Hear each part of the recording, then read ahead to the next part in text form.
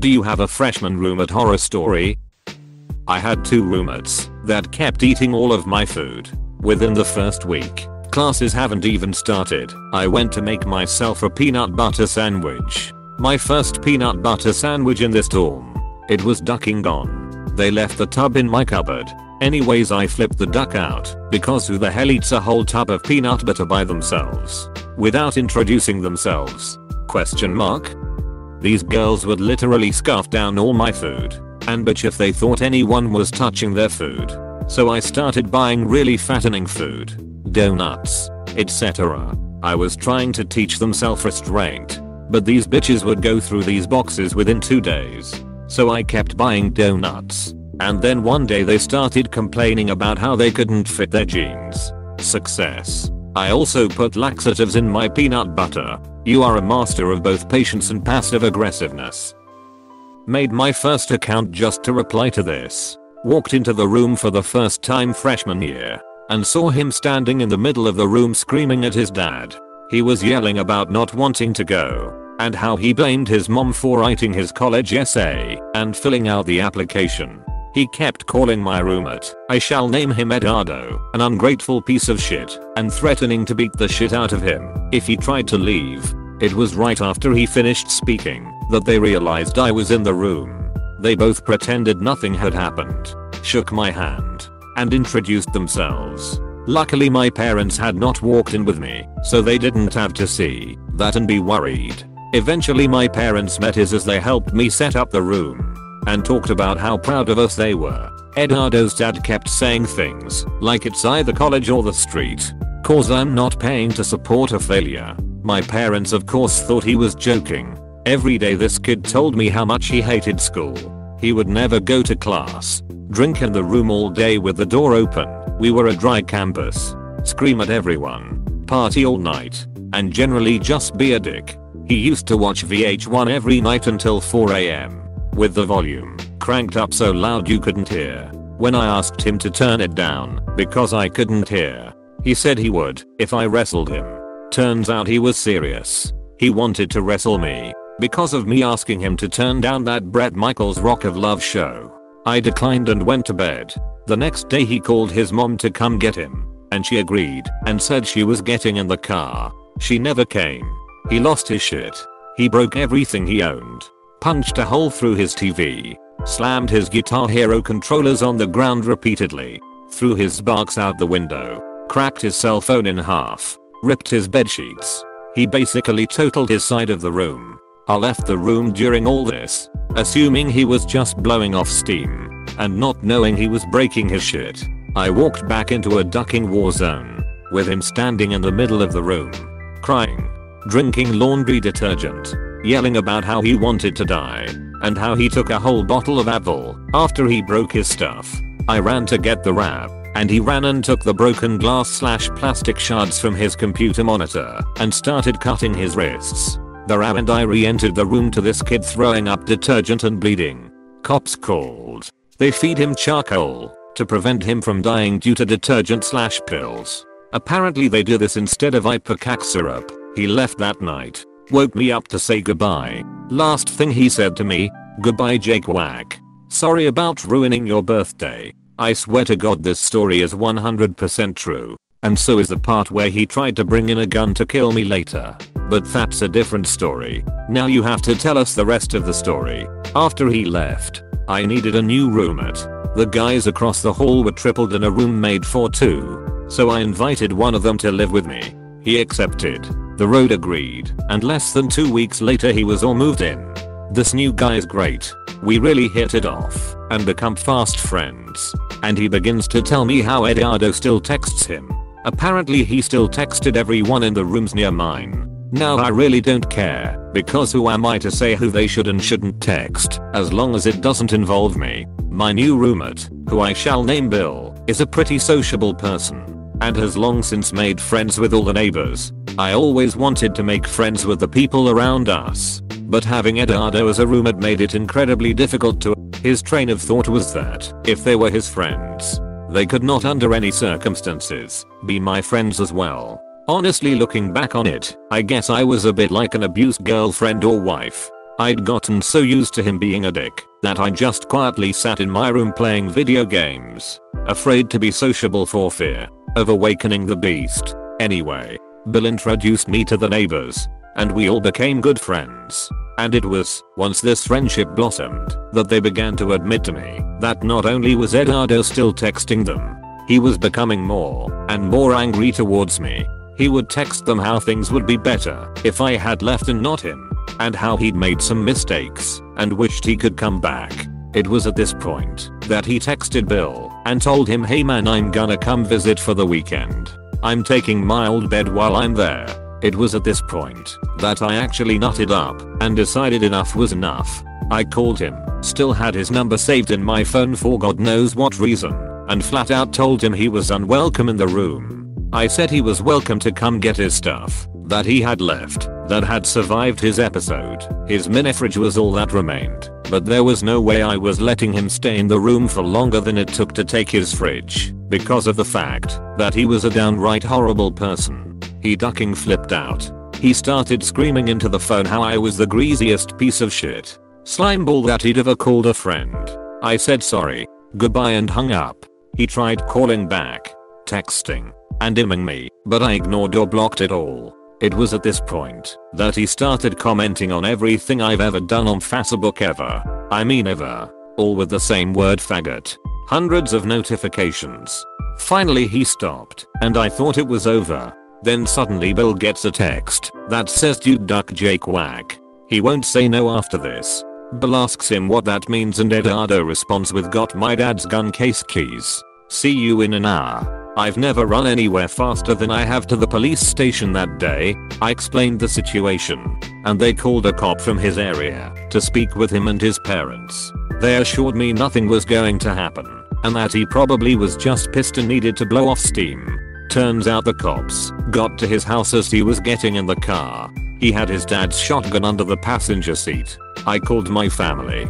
They drove out, and we had a meeting with the police. Eduardo's mother drove out to school too and met with us. She pleaded that her son needed help and that if I had him arrested he could never change. My parents kept urging me to press charges, but the look in Eduardo's mom's eyes was so sad that I told her I wouldn't if he got help. And once again everything was fine.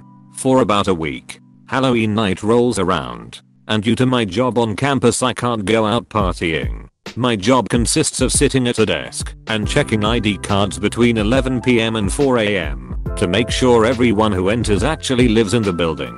Well, I was informed that joining me and my work partner would be 2 troopers. They told me it was because the drunken shenanigans on Halloween tend to get more rowdy than 2 minimum wage student workers can handle. I thought that was pretty badass and spent the whole night checking the ID cards of kids dressed up in costumes, trashed out of their skulls. Around 3 AM one officer pulls me aside and says he has to tell me something. The real reason they were there that night was that Eduardo was seen in the area, and they needed to make sure I was safe while they found him.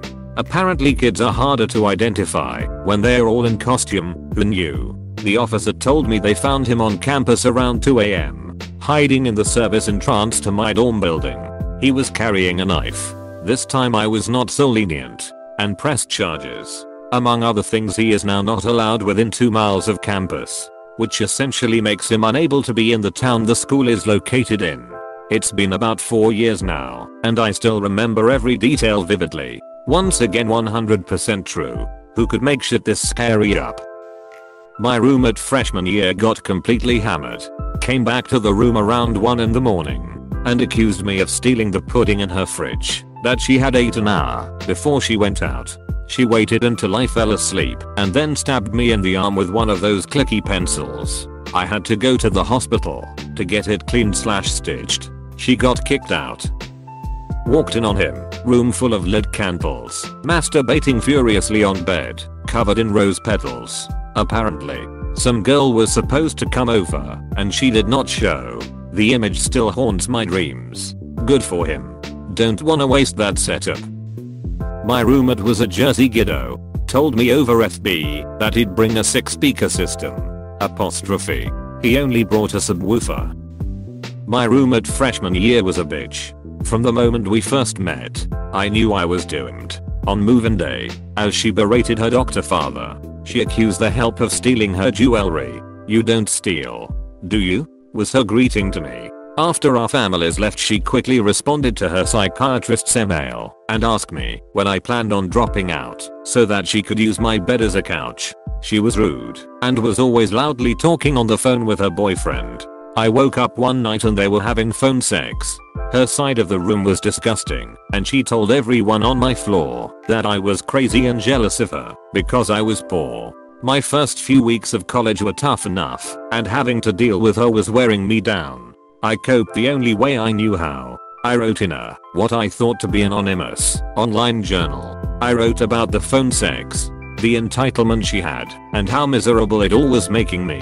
She found the journal, used an out-of-school email address to threaten me bodily harm. I brought it to the resident director and she asked to see what I had written as well. At the end of the day, I was told that I had a problem with depression and anger and needed to get mandatory counseling and sign a safety contract saying that I would not hurt myself or others, but I was allowed to move into a single room. The bitch ended up going crazy. She holed herself in her room and never went to classes, dropping out and having a kid. I graduated, so I guess I win. Edit. I had repressed the safety contract part of the story.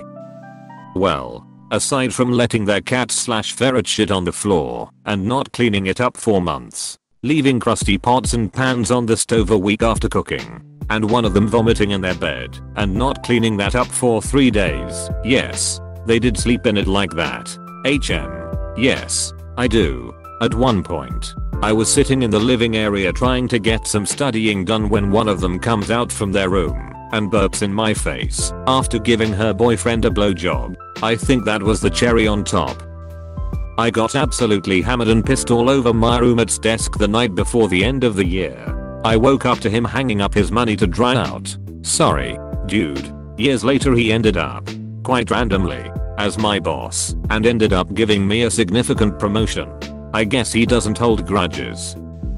Certainly not as bad as some of these, but worth mentioning. My orientation/summer semester roommate was an anime/mild video game nerd. She played WoW, but that was it. She told me from day one that she wasn't too big on drama or fake hanging out group time. That she liked to veg. Cool. I thought we are going to get along great. Since our program had us placed with identical schedules, studying was going to be a breeze. The program was 5 weeks long. The first week went great. We hung out, shared notes, studied together. We cracked cheeky jokes, commented on the vanity of some of our classmates, and watched bad ghost hunting TV shows. All was well. But after a week and a half I began to realize that our personalities were a little too well matched. You see, my roommate never left the room. Ever. We went out to dinner one night and lingered for half an hour every few days to get coffee on campus. But beyond that, she was pretty much a potted plant in the dorm room. No amount of coaxing or invitation from myself or our friends got her to go out. After a while I began to feel the frustration of pent-up sexual energy. She was a light sleeper, and even stealthy masturbation was usually enough to wake her up. I tried in the shower, but being a not so crafty female, that usually didn't lead to much success. And doing it in the dorm showers was not exactly my idea of a private setting. My only hope was to get this girl out of the room for any amount of time. But it was as if the girl was a sadist. Showers, 5 minutes, like lightning. Bathroom trips, usually 3 minutes. Food, only went when I went, otherwise, she ate from the boxes of food she'd brought with her. Studying sessions, again, only went out when I did, otherwise, she studied alone, or with me in the room. Finally, a friend and I plotted a master conspiracy to get her out. He was going to drag her to sushi for dinner, even if it involved her kicking and screaming. And I was going to pretend, have a study session with one of my friends in the room. She did not like this person. Everything was set until the morning of the day we'd planned to get her out. In one of our classes, we watched a video on sexual assault and sociology. Our teacher made it very clear to us, in an almost uncomfortable way, that students who were bothered by the content in the video were free to walk out. to take a minute and that there were on-campus support groups. Sure enough, during a 5-minute mid-class break, it was a 3-hour class. She turns to my friend and I and admits that she almost started crying. She then nonchalantly comments to me that she wonders if there are any support groups on campus. She then gets up to quietly speak with our professor. In other words, she'd just informed me, all but explicitly, that she was a sexual assault victim. This whole time I'd thought my roommate was sadistic and didn't understand blatant hints about needing personal time. It turned out that I was with an assault victim who was terrified of being around people she didn't intimately trust. Needless to say, I wound up going the entire semester without a single successful sklick, and my morality guilt tripped me the entire time about being bitter to her about it. I feel bad for your guy friend. I imagine the convo going somewhat like this. I have this elaborate plan to have time, so I can relieve some pent up sexual energy. Yeah. What were you thinking? Apostrophe. I need you to take my roommate to sushi. Okay. Mine stole my credit card and spent over $600. He was dumb enough to return the card to my wallet after using it, which really narrowed down the list of potential suspects. I was ducking pissed. I'd shared my Coke and Cheez-Its with the bastard, not the Cheez-Its. My freshman roommate made and sold fake baptismal certificates that other students would use to get fake IDs. Sometimes I'd be in the room alone when some complete stranger would knock on the door to ask if this was a place to buy fake IDs. By the end of the year my roommate had made over $6,000 and never got busted. She was up all night, till 2 in the morning at least, having full-on sobbing fights with her fiancé about hypothetical pink vests that he said he wouldn't wear for the wedding, even though she didn't actually want pink vests in the wedding. Why wouldn't you wear the pink vests if I wanted you to? Exclamation mark. No, I don't want pink vests. But if I did, why wouldn't you wear them for me? Exclamation mark. Question mark. Exclamation mark. Question mark. Exclamation mark. Apostrophe. TL. Doctor. 2 AM sobbing about hypothetical pink vests. Please subscribe and leave a like if you enjoyed this video, and if you want to see more of Reddit Universe.